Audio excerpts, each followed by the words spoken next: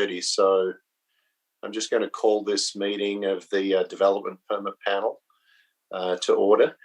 I'm going to start just with some introductions. On the panel today, we have Cecilia Asham, our General Manager of Community Safety, and James Cooper, our Director of Building Approvals. And my name is Joe Ursig. I'm the General Manager of Planning and Development. The purpose of the panel is to review development permits and development variance permits with respect to their design and landscaping. It's not the purpose of the panel to revisit zoning issues which are determined by council. So we just have one item on the agenda today. It's a development permit.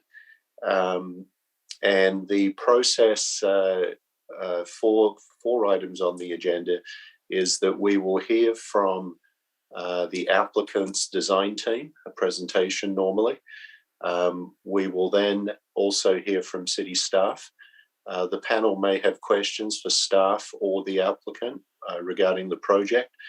And we will then open up the floor for any members of the public that would like to provide comment to the panel.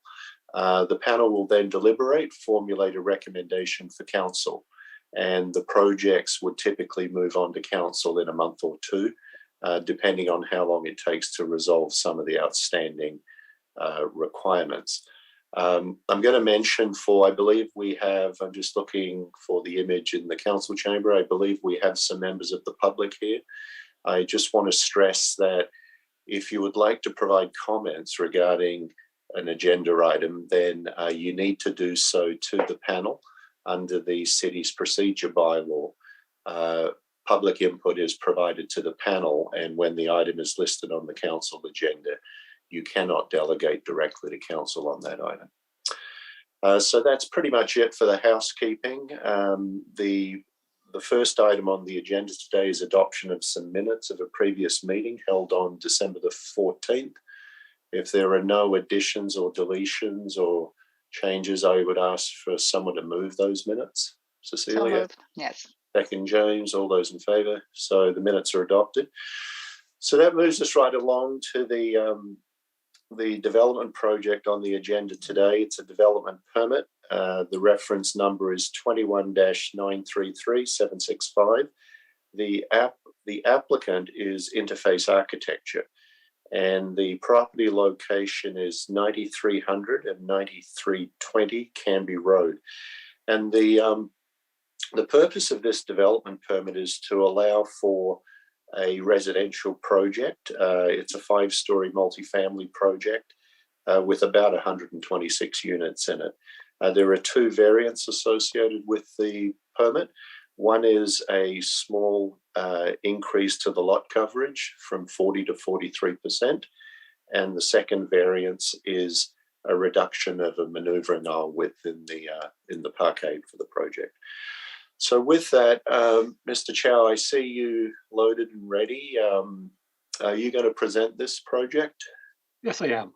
Okay, terrific. Go ahead. Okay, thank you. Thank you, Joe. Hello, Jane and Cecilia and Wayne. This is an infill site in the West Canby area in the Alexandra neighborhood. It permits medium density housing. I'll share my screen and I'll talk over the map.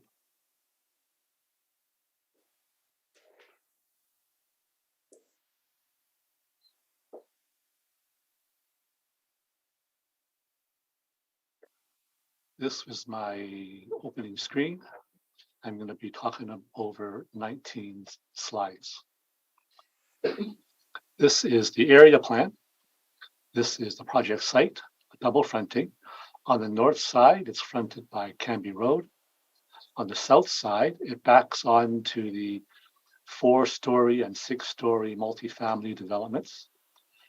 This site, though, is going to be transversed by the McKim Way. So right now, McKim Way is cut off on both sides at both east and west property lines. And on the right on the screen, you'll see that there's a road dedication required, which cuts off a little triangular piece of the site to the south. We'll talk about that in a minute. Also on this map, you can see that the Alexandra District Energy Utility at the southeast there, and we will be required to connect to this DEU. In terms of context, on our east side is the 6-story multifamily REMI project in 3 blocks. And on the west side, there are 3-story townhousing.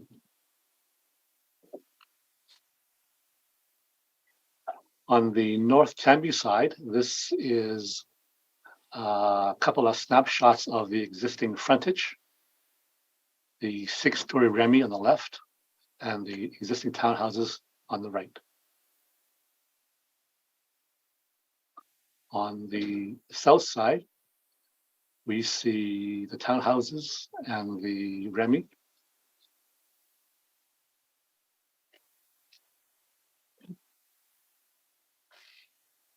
All right. So our project, to try and distill it to the essential points, one of the objectives is to increase the city's housing density with a diverse mix of unit types.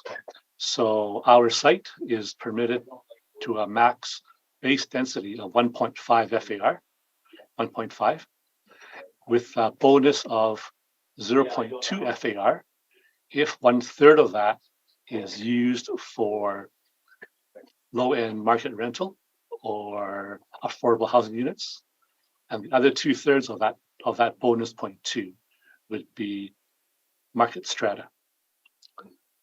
So this is a quick look at our stat sheet, identifying the FAR, the stats on the affordable housing, stats on the basic universal housing, our unit mix. To recap quickly, we have a unit mix of 18% of 1-bedroom and 1-bedroom den, and 71% of 2-bedroom and 2-bedroom den, and 11% of 3-bedroom and 3-bedroom den. We have, to use that 1/3 of the bonus 0.2 density, we have 5 family-sized units, 2 2-bedrooms, and 3 3-bedroom units, 5 units of affordable housing. The basic universal housing, or universal housing units, we have 36 out of the 126 units, or 29%, is these basic universal housing units.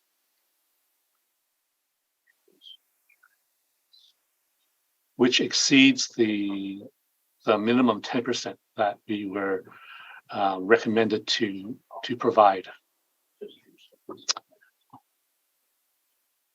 The next objective for the project is to design it so that it is a good transition, being an infill site, between the 6-story REMI and the 3-story townhouses. So at ADP, I presented some of these images. Let me just quickly walk you through some of the ideas. 6-story REMI, Cambie Road, the McKim new road dedication, the townhouses to the west, and the cutoff triangular portion, which I'll describe later, will be used for a resident community garden. On the south end here, the ideas is to create a dynamic frontage with stepped planters, which screen the loading area and screen the ramp access up to the podium, and provide an interesting urban wall, which transitions from the REMI to the townhouses. You can see from this slide, the intention was to pull back the massing on the main body from the REMI building and also from townhouses to create separation for privacy and screening and for daylight penetration. On the west side is where we're locating the open amenity areas because it's sunnier and we want to pull back the building more on this side for better or for least shadowing impact.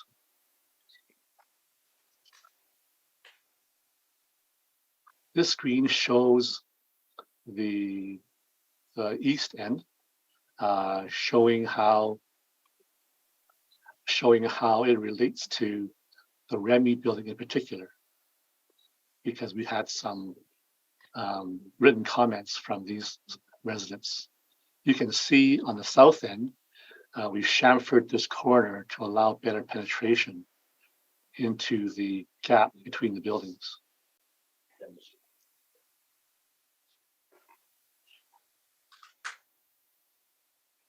Two more images that show how we are trying to use the roof line to be a device to create an articulation of the massing. We're also using materials to create a heavier base and an interesting top and a dynamic rhythmic body in terms of vocabulary and massing.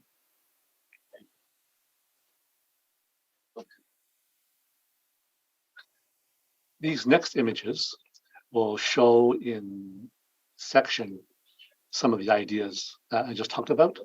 So this cross section shows on the right side of the screen here how we've raised the podium or set the podium level to be at the same height basically as the rear yards to the townhouses to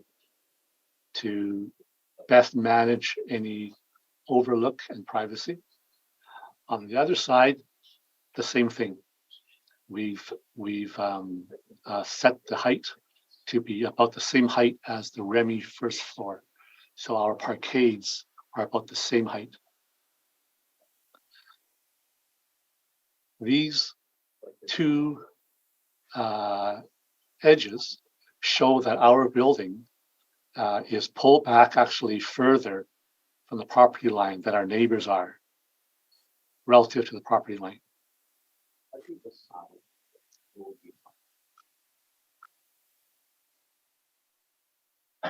This slide shows how we handled our podium and our main entries relative to the street level. So at the top here, we see a cross section across the McKim Way, showing the relationship between the resident garden and the McKim Way entry and the sidewalk. So of importance here was that there was a visual connection from the sidewalk up to the main floor entry. So we've created gradual steps and a gradual terrace so that there's good, basically eye contact or a visual connection to the lobby. At the bottom, at the Cambie Road entry, we see that the entry is basically level with the sidewalk, two-story lobby. And within this lobby, there is a wheelchair lift, which once you enter the lobby, provides access up to the podium.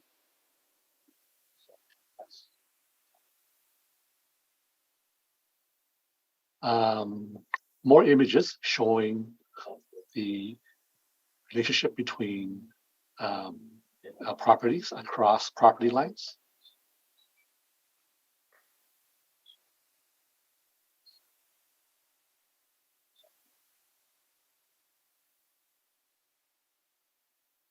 The Remy neighbor had concerns about shadowing on their building, so we prepared detailed shadow studies on an hourly basis at the equinox and the solstice, um, showing how at certain times of day there is full um, direct daylight on their east building face.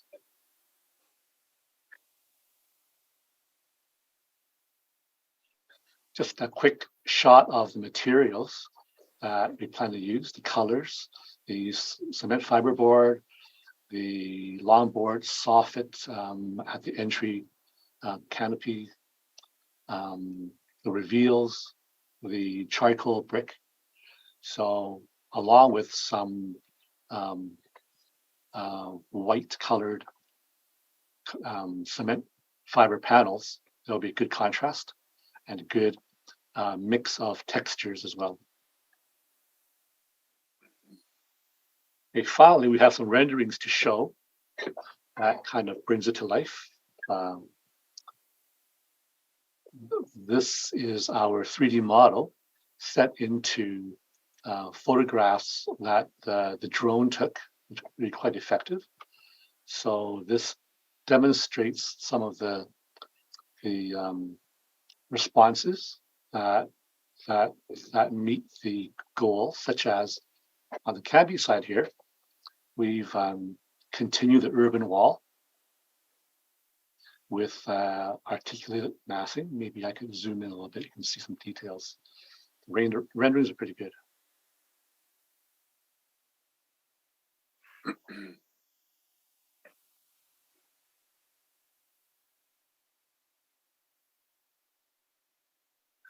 It demonstrates how the massing is a good transition between the 6-story project on the left and the 3-story townhouses.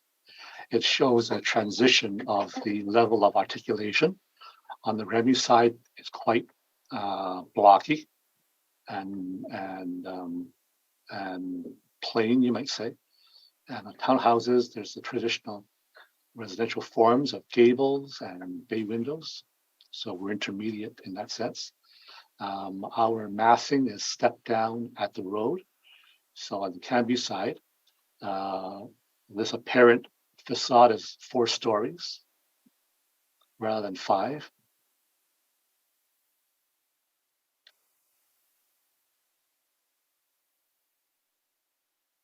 On the McKim side, we also see the massing stepping down to 4 stories at McKim. We see the transition from 6 stories to 5 to 3. We see the dynamic frontage with the 3-segment ramp carefully integrated with the planters, step planters.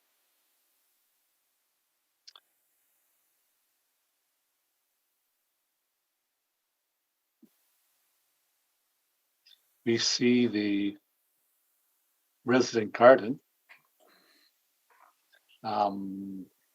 directly opposite our main entry. We also managed to stick handle the widening of the sidewalk curbs, or the narrowing of the road, to create a safer crosswalk to the resident garden.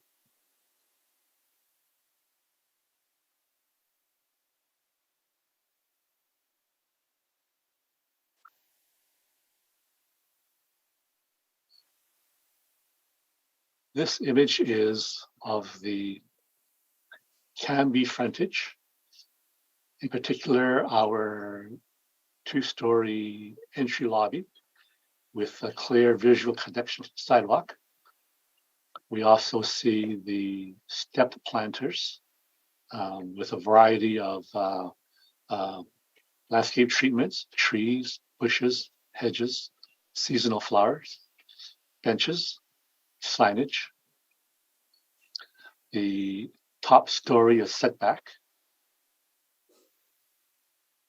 See the contrast of materials, emphasizing the base, the middle, and the top.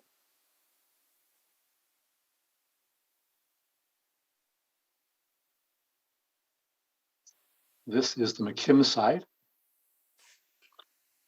Notice how we've tried to extend the apparent frontage using the terraced planters to try and create this urban wall right across the site. The loading is well screened.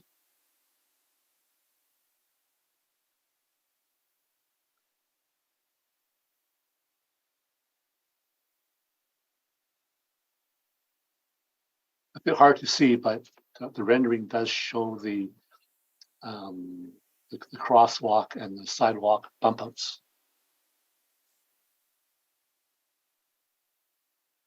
So another goal of the project is to meet the city's objectives for sustainability and affordability, accessibility, and livability. We've worked with the design guidelines and have met the requirements for the DEU for sustainability, reducing parking using TDM measures. We've provided more than the minimum requirement for the basic universal housing. We have the five family-sized affordable housing units. We have accessibility throughout the site, all the common areas. On the parquet level, I bring this up just to show you where the variance is. On the north side, we had to reduce the width of the aisle from 6.7 to 6.4 meters. All small cars on this end. The visitor parking has 2 car share spaces. The loading is well screened.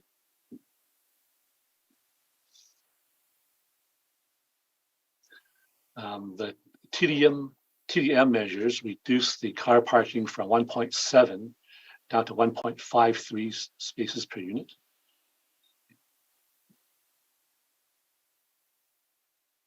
And finally, this slide here shows the basic footprint, shows our interior amenity areas. Of note is the resident garden across the street, and also the indoor amenity areas, 1 per floor at this elbow location. It was a good way to handle this awkward space on each floor.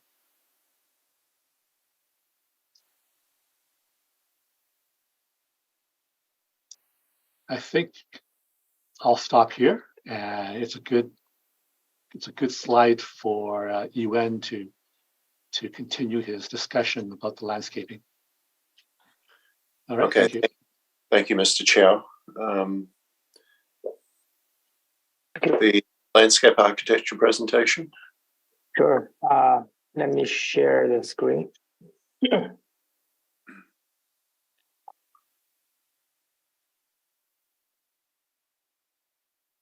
Okay, so can see the plan, right? Landscape plan. Yeah, we can see, or at least I can. Okay. So yeah, so this plan, left-hand side is the north. So it's a rotate. So the existing side, we have 38 existing trees, and all of those existing trees are going to be removed. So in this project, we are providing 79 new trees on the site. The overall idea about the landscape is to generate the contact respective and lush green landscape with various outdoor programs and values for the residents. So to respect to the context, we treat each edge very carefully. So along the McKim Way, the south edge, we are proposing the curvy terraced retaining wall, a planter wall, as a transition from McKim Way to the building. There are three pedestrian entrances, 1, 2, 3, and one vehicle parking entrance on this side. So each pedestrian entrance are marked by the lights and the furniture. Architectural trellis at the parquet entry is proposed, which is here. The loading area is greened by the raised planters from the McKim Way side and also the building side. So around this, along this side, 18 bikes can be accommodated. Okay, along the west edge, which is this one, to tie in with the neighbor, our strategy along this edge is to match neighbor's properties grading, the existing grading.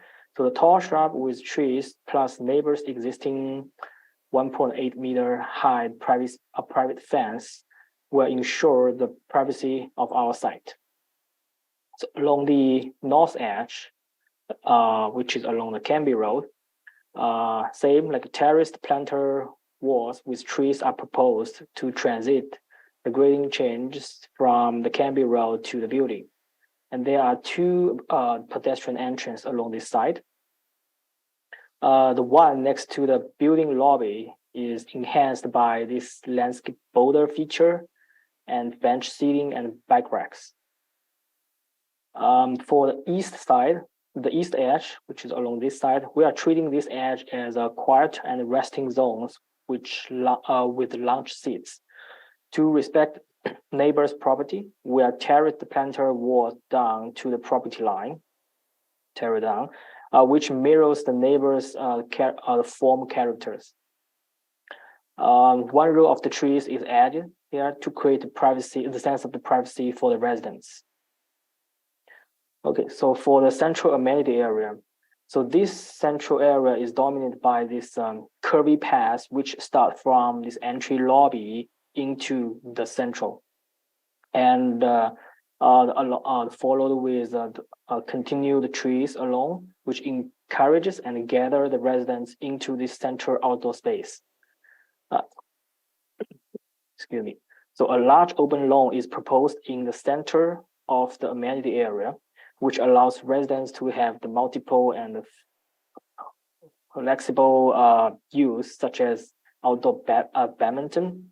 So other programs like table tennis, the playground, and the picnic table are organized around this open lawn area. The trellis over the picnic area is integrated with this parquet ramp entry structure, which work as a focal point for this whole amenity area. And we have quite a large playground with 4 play pieces here, which providing the multiple play opportunities and allow kids of the various of the age to play at the same time. So the playground is separated into these 3 zones by different color of the rubber to indicate the different zone age of the kids. So then let's move to this community garden. So here we're proposing a fenced community garden in this triangle area to tie in with the site. The garden plot layout is organized by this curvy shape pointing towards to the entry lobby. The first row of the garden plot here is wheelchair accessible.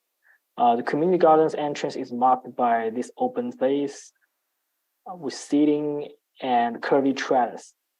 The fruit trees are located along the north side about this triangle, which along this the sidewalk, which not only to ensure that community garden plot have enough sunlight from the west and the south, and also the enhanced walking experience here.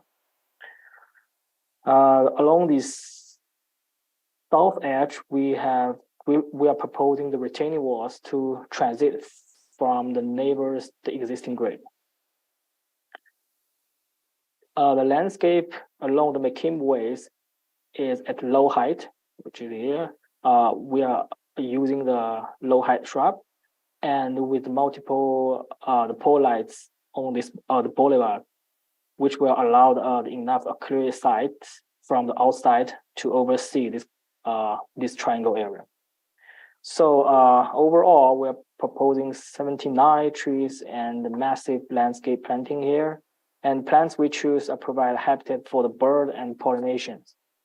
So and also for all the landscape, the permanent irrigation will be provided. I guess that's all I have for the landscape. Okay, thank you very much for your presentations. I'm just going to ask the panel whether you have questions of the architect or the landscape architect. Cecilia, I see you have some. Yeah, a couple of things. If you could put the landscape drawing back on, please.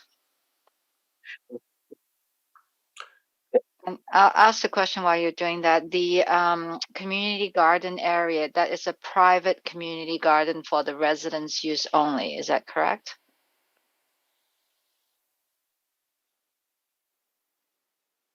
Yes. So that being the case, the way it presents right now reads very public. I can see that there's a gate and some fencing. How are you going to notify the public of that? This is private ownership, and how would you stop the public from, being in there enjoying it, or worst case scenario, doing some damage to it? Okay, so right now we have a fence there to indicate that is the private.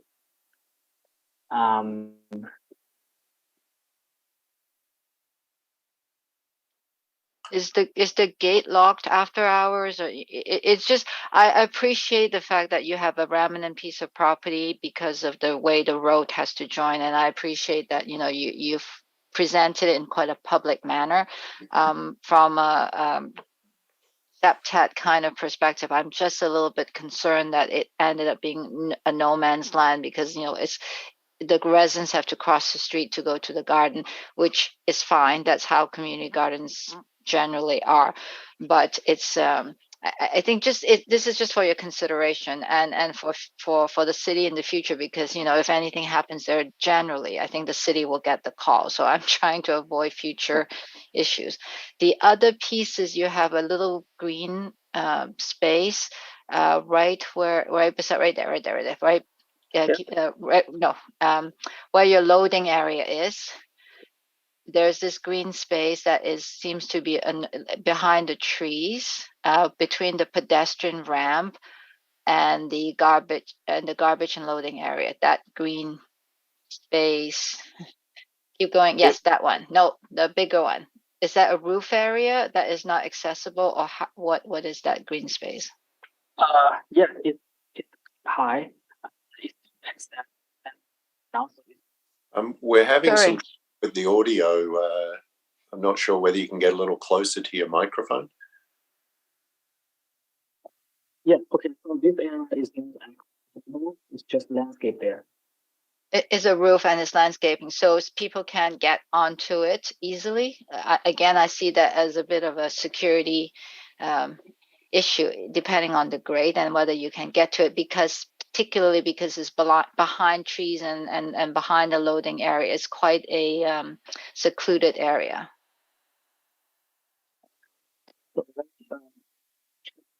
I'm sorry, we can't hear your response. No, So can you hear me? Yeah, now we can.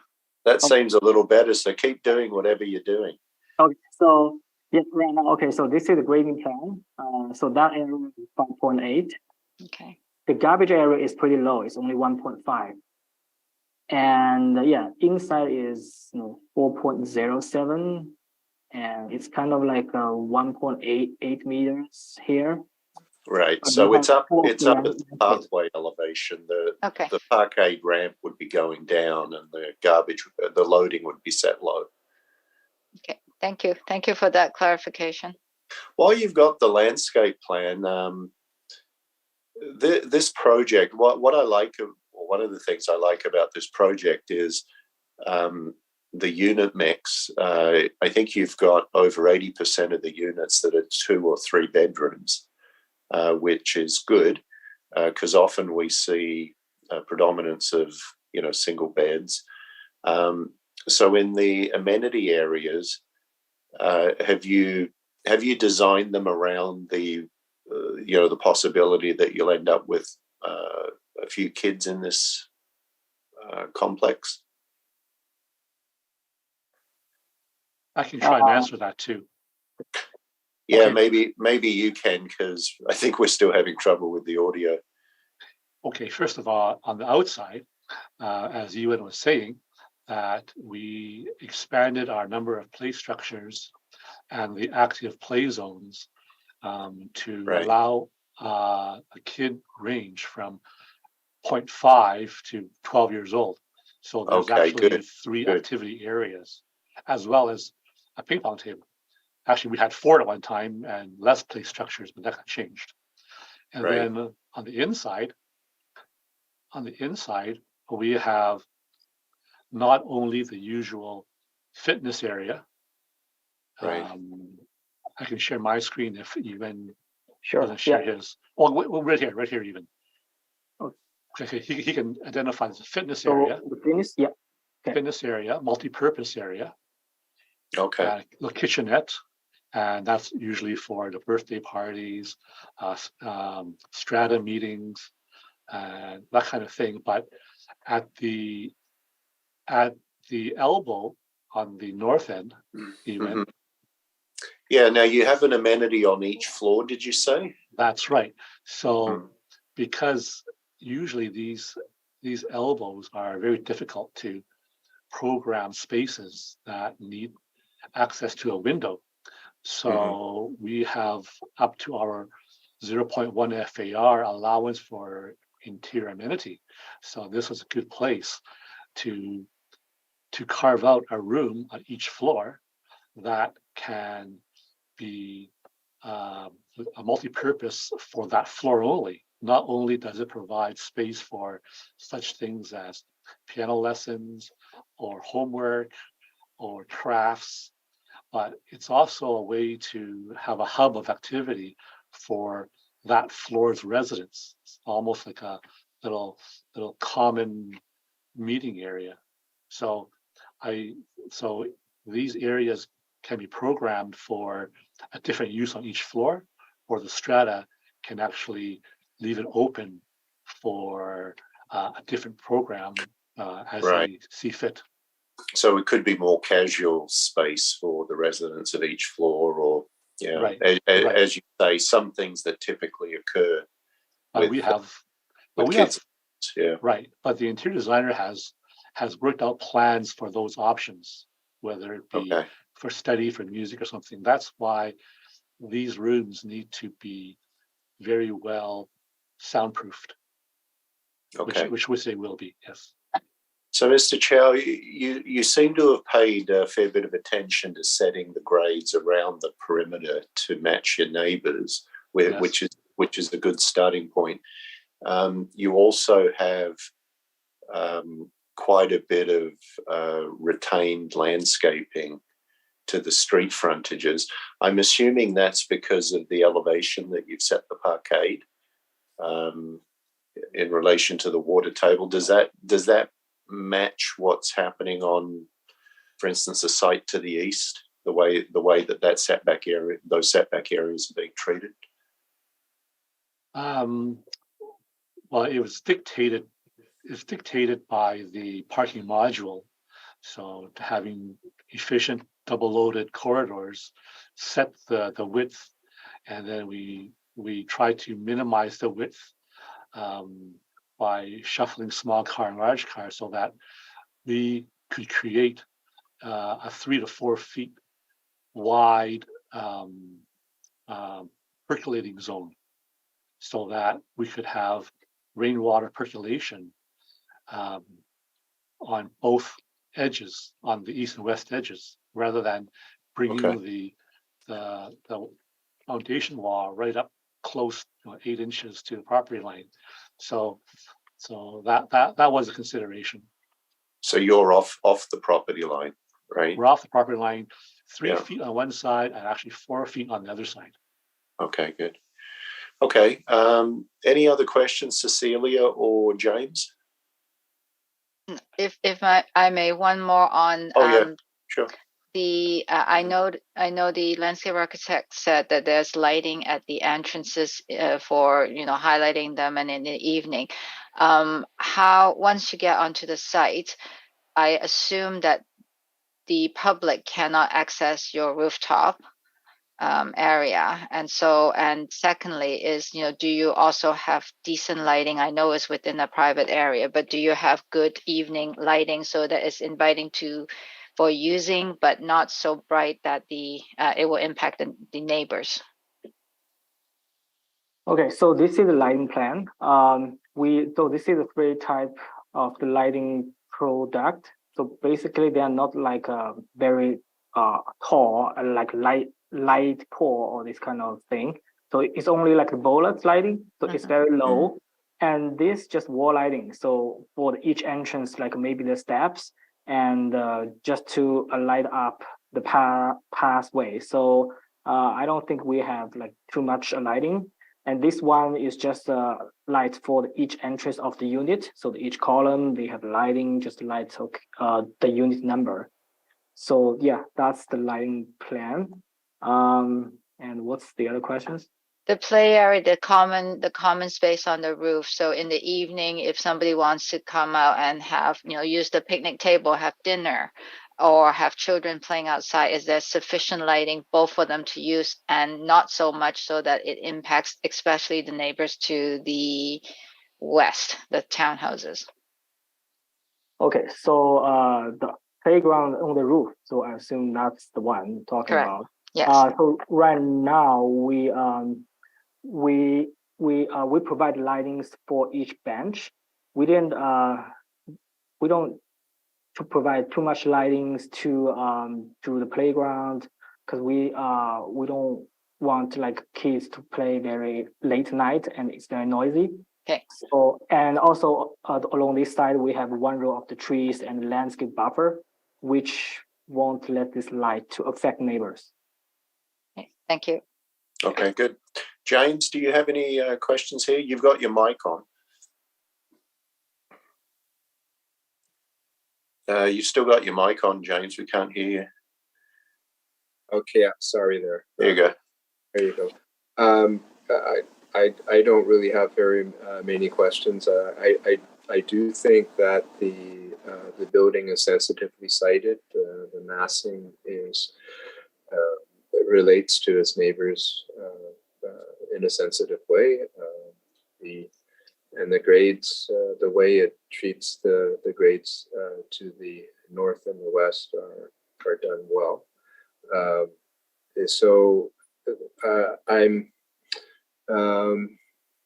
assuming that there's defensible space along Cambie for the landscaping there, and those units with balconies or decks off of Cambie will have the appropriate screening and defensible space or landscaping, and also to the south as well. And I have one question is, I noticed that there's a penthouse element along the Cambie street side. Is the roof at the penthouse level inhabited? Is there?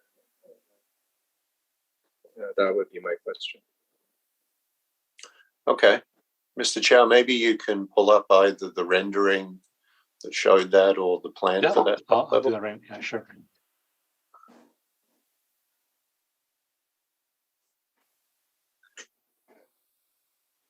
So along the Cambie frontage, Yeah, the they 5th are- floor, it looks to be a penthouse type of expression. that's right. Okay, so we can go there. There we go. That shows it. So that is an inhabited roof there. Yes, Inhabited roof. that's right.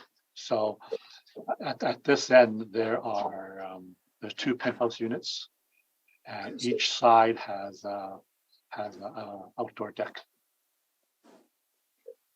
And so there's no other inhabited roofs than those areas. That's right. At the top is just, it's not inhabited. Okay, good. Thank you. Let's hear from staff. Mr. Craig, do you have comments on this project? Thank you, Mr. Chair. Just a couple comments for the panel's information. There is a servicing agreement associated with the application for the frontage beautification along Cambie, as well as the McKim extension through the site. The two variances associated with the proposal, as indicated by the applicant's presentation, the drive aisle reduction is limited to a portion of the parkade. This relates to the servicing strategy and has been reviewed and confirmed by our transportation department not to raise any concerns with traffic mobility within the parkade. In terms of the lot coverage variance, that is a rather technical variance associated with the balcony projections and the columns supporting those balcony projections. The columns do assist in achieving the building's energy efficiency rating. The building will be designed to achieve energy step code level 3. And then with respect to the transportation demand management package associated with the project, just like to highlight a couple things. There will be a 1-year 2-zone transit pass program for 25% of the market units and 100% of the affordable housing units. There is a bicycle repair and maintenance room associated with the development to increase or promote alternative modes of travel. As mentioned by the applicant, there are 2 car share vehicle spaces which are equipped with EV charging. And then there will be cash contributions provided for wayfinding and cycling infrastructure within the West Cambie neighborhood. Happy to answer any questions. Okay, I've got just a couple. Maybe they're just confirmations, Wayne. The small community garden, I'm assuming at time of, I can see why that remainder property is there. I'm assuming at time of rezoning, we considered whether that should be vested to the city as a parkade or something like that. And it appears that the decision was made not to, so I'm not trying to revisit that. Is there a walkway that comes through adjacent to that? Yes, thank you. In terms of park, we did look at it for park. Unfortunately, due to size and location, it wasn't seen as an asset to the city's park network. There is a walkway that runs north-south between McKim Way and the name of the street further south is eluding me at the present time. That's okay. The walkway entry will be improved as part of the servicing agreement for okay, and the entry is near that little community garden area, right? That is correct, yeah. And then I know that we've done some of the variances on drive aisles. In fact, that's pretty common. The variance on the site coverage, I think it was, you said it's a technical variance. If the columns weren't there, would that area not count? That's correct. Is that why this is popping up? That's correct. Okay. And what were the benefits of the columns again? It helps with the thermal bridging for the balconies, which reduces heat transfer of the balcony areas into the building. Okay. All right. I'd also add?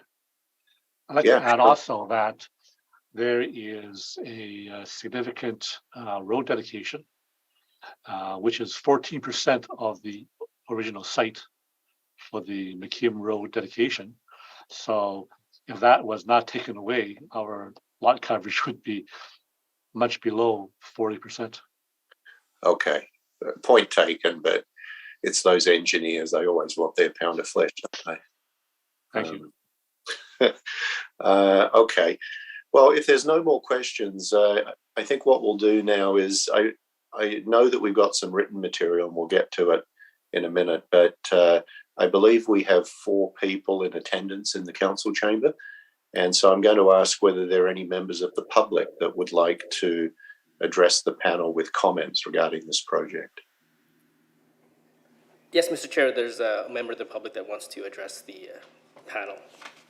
Okay, terrific, Evangel. You'll take care of that. And Yeah. Thank you very much. There Can you we hear go. me? Thank you Yeah, very we much can. for your presentation. Just before you get going, sir, can you just start with your name and address for a record, please? I was about to. Yeah. Thank you. My name is Sean Trail, and I have a unit in the Remy complex very close to this proposed development. And I'm just looking, a couple of questions. Number one, for clarification, I saw in the notice that it was going, I think it was your last question, from 40% to 43%. Can I just get a little bit more information? Is it just a technical, I think I heard there in the last explanation, from an engineering perspective that the 3% was required? Or where exactly is the extra 3% coming into play here? Okay, I think maybe well, actually, Sean, let's do this. Let's get all your questions on the table, and then I'll have the appropriate people in the meeting address them. So you've got a question of why from 40 to 43% site coverage. Do you have other questions? Yes, sir.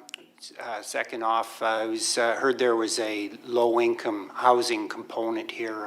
I was curious as to what exactly that was referring to and how that is Okay. going to be addressed. Yeah. And also, just on the east side, I'm quite happy to see the setback in a green area there. I was just wondering if there was access along the east side for the public as well. Okay. All right. Great. Thanks for your questions. I think I could tackle the first one, but I think it'd be much better if I asked Mr. Craig to do it. In fact, Wayne, maybe all three. I'm sure you can address.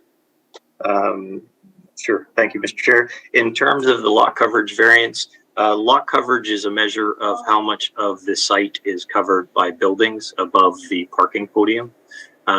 The 3% increase in lot coverage is associated with columns that support balconies on the second floor. Because of the supporting columns, that area is considered lot coverage for the purpose of the calculation.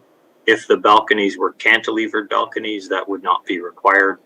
The supporting columns assist in energy efficiency related to the balconies. In terms of the low end of market rental units, there are 5 affordable housing units in the property. Those are rental units. They are secured by way of housing agreement with the city.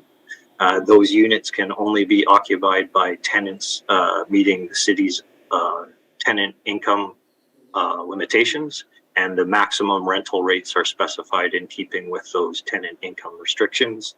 The 2-bedroom units, the maximum household income is approximately $47,000 per year. For the 3-bedroom units, the maximum household income is approximately $59,000 per year. The final question, sorry. Access to the amenity area? No, there is no public access along the east side of the building. There is a walkway along the east side of the building that is not intended to be a public walkway. Yeah.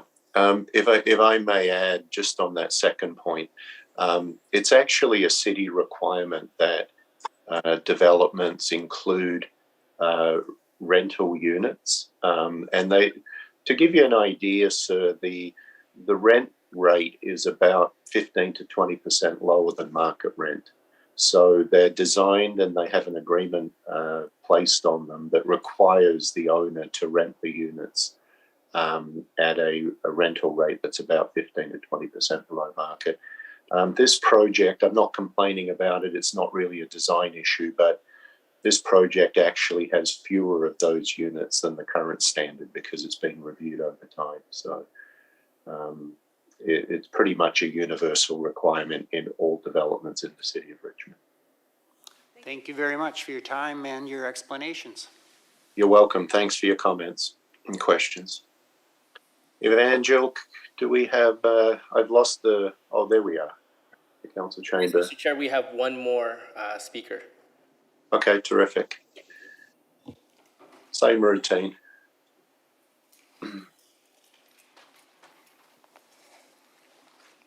Because my English is not very well pronunciation is no good. But today here I'm the my name is Huang Wenzheng. Is 195 and 4133 Stoneburg Street. And Okay. I consider the new project east side between Remy building. How far away these two buildings? Wayne. Oh, okay. So let's follow the same process. If you can let me know all of your questions, I'll then have the right people address them. Is that the only question you have, sir? Yeah, because I think the building with the Remy side is too narrow. Right. Last year I neighborhood have fire, but these two fire, how to the fire truck to into this aisle? Okay, we'll get an answer for your question. I'll start by letting you know that this building is actually set back from the property line further than your building. And I'll ask Wayne to elaborate on that. And Wayne, if you can let us know what the minimum setback is and under the bylaw, and then what the actual setback is that is being proposed here. And I believe that there was a concern about fire trucks. Maybe you can just generally let us know what arrangements have been made in that regard. But Agree? I don't disagree. Because technical, you said technical, you said So- the aisle is from to 6.7 meter to 6.4 meter. Okay, I'll get, sir, if you... Which aisle, I don't know. Okay. Wayne, it wasn't the fire truck. It was the drive aisle variance. Maybe you can walk us through both. I'll do my best. In terms of the building setback, the minimum setback to the east property line is 4 meters. The central portion of this development is set back 10.4 meters from the property line. So it's more than double? Correct. Okay. In terms, there are portions on the north and south side which are at the minimum setback. Again, the central portion of the building is pulled farther away from the east property line. So I'm assuming, Wayne, that that's the main component or the majority? No? Okay. In terms of the variance that is within the parkade structure, there is no need to access the parkade structure with a fire truck. Fire truck access would be provided from McKim Way and from Canby. The building will also be sprinklered to meet building code, so there will be a fire suppression system in the building. In terms of the drive aisle variance, it's limited to the eastern leg of the internal parkade. That portion of the parkade is only occupied by small cars. That the drive aisle variance has been reviewed by the city. For comparative analysis purposes, city lanes are 6 meters wide. The drive aisle is still 6.4 meters wide in this parkade. Yeah, so it's just cars and actual small cars that would be using that. Okay. Thanks for your question, sir. And because if you know what, because this is six level, that is 5 level. If the middle level is 4 level, Remy have the fire. But the fire truck should be go and read the lighters, right? In the middle side, but the aisle could the small car come in, but the fire car couldn't in. Well, how to get the solution? Well, sir, if I understand you correctly, you have some concerns around fire. That has been fully addressed and resolved through the design review. And again, if I understand you correctly, you may be suggesting instead of 5, a 4 level. Yeah. But that is not within the mandate of this panel to do. The zoning which is set at the council level does allow the height. There is no height variance, so that is not something that the panel would be able to pursue. But I thank you for your comments and your questions. And I have 2 more questions. because there has excuse me, I did ask you at the beginning, as the chair, to let me know how many questions you had, and you let me know that you had 2. We addressed them, and now you have two further questions. Do I understand that correctly? yeah.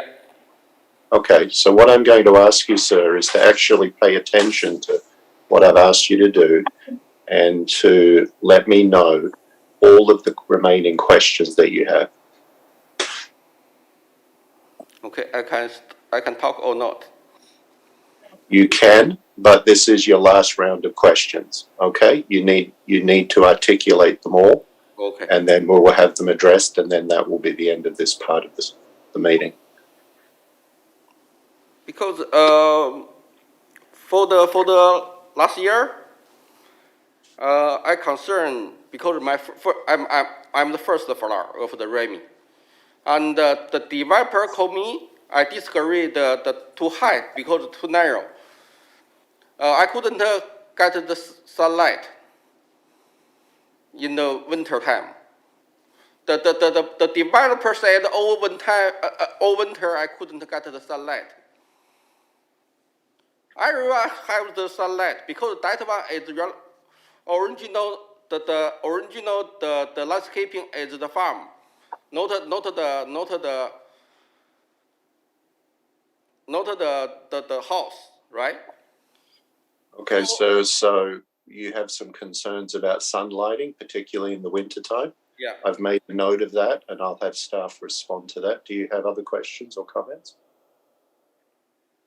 Sorry, I couldn't understand very well. I believe you said you had 2 more questions. Do you have another question that you want to pose? I said, yeah, because there have this community more and more people, lots of people right now, right? Yes. And my daughter's school is not is full, so I concerned if there is Richmond, right? There are earthquake and some disaster, right? And the sometimes the parking, some guy parking the road side, right? And the road is narrow. When the disaster coming, why I escape to life? So the neighbourhood has been designed for this development. The roads, the standards that our professional engineers set take into account the sorts of things that you, the issues that you're raising. So the neighbourhood has a master plan. But life is life, right? But sometimes. So we can't be here all afternoon debating this. You've raised some concerns, and I'm letting you know the response to them. The master plan for this neighbourhood allows for this residential development, and the standards that are applied to the roads and servicing, etc., they include all of the relevant safety standards. So that is not something that the panel today is able to open up and review. Now, I believe that there's one more point or question that you raised, and that has to do with sunlighting in the winter. Is that correct? Yeah. Okay, so we're going to deal with that one last question and point. Mr. Craig, there was some sunlighting study work done regarding the project. Can you tell us what, in general terms, what that concluded? Thank you, Mr. Chair. In terms of sunlight access and shading, there was a detailed study performed. While there will be shading presented to the building to the east in the afternoon, the inverse situation, i.e. the eastern building will be shadowing the western building in the morning. Again, right. To limit the impact of the shading, the building has been pulled back as far from the east property line as possible. So I'm assuming, Wayne, that sunlighting can never be eliminated entirely in an urban setting. Is that correct? That is correct. And can I also conclude that the existing Remy building will actually, because it's taller and closer to the property line with less setback, that it will cause more shading of this project in the morning than this project will on in the afternoon. Is that correct? That is correct. Okay, thank you. Okay, sir, thank you for your comments and thank you for your question. Please take a seat. Thank you. Thank you. Now, Mr. Clerk, did you, or Wayne maybe, we have written material on this one? I do not believe so, Mr. No? Chair, but Oh, Nigel, any written submissions? None, Mr. Chair. Oh, okay. Sorry, that was my misunderstanding. Okay, so that brings us to the panel deliberation. There is a positive staff recommendation, which I would seek a mover for. Cecilia, James, a seconder? Okay, seconded. So any comments from the panel? Any final comments? If I may, Mr. Chair, I think the development is quite sensitively done, especially with regards to the meeting the grades on the adjacent site is quite challenging, given they are predetermined and very different form and character of development. I also appreciate the fact that there's quite well thought out amenity spaces from a landscape perspective. I would like to suggest that staff take into consideration some of the security issues with respect to the community gardens, because it's a popular thing, but it's also could be a point of conflict. So I will leave it to that. Okay, so perhaps that could just be a direction to staff to, if it passes today. James, any comments? I have no further comments, Mr. Chair. Okay, I'm just going to keep it brief. I think from both the presentations and the staff comments, I agree this is a very sensitively designed project. I'm happy to support it. And frankly, it could have been, much blockier and boxier and with less setback than is actually being proposed. And I think that just reflects good design and good sensitivity to the neighborhood that's already there. So I'm happy to support it. And with that, I'm going to call the question. All those in favour? Need to see your hand, James. Opposed? So it's carried. Thank you. So the recommendation has been passed by the panel. And Wayne, I've lost my agenda here. My iPad just shut down. But do we need to cancel a meeting? Yes, Mr. Chair, the next scheduled meeting is March 1st. There are no items for that meeting. That meeting can be canceled. March 1st. So we need a resolution, right? Correct. Okay, so someone to move and second cancellation of March 1st from the panel? I'll move. Okay, call the question. Okay, great.